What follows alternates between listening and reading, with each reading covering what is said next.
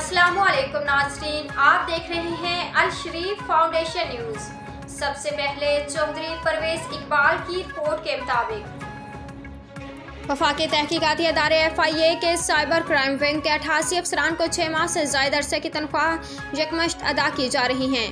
ज़राए के मुताबिक यकमश्त तनख्वाह की अदायगी 1 साल मुद्दत मुलाजमत में तोसी के बायस की जाएगी। मुद्दत मुलाजमत में तोसी का अरसा 1 सितंबर 2022 तक 31 अगस्त 2023 पर मबनी है। अफसरान को कॉन्ट्रैक्ट मुलाजमत 2019 में NR3C प्रोजेक्ट फेज़ 3 के तहत दी गई। पाकिस्तान भर में कई बर्स से तैनात इन अफसरान के कॉन्ट्रैक्ट में तोसी वक्फों के बाद की जाती है।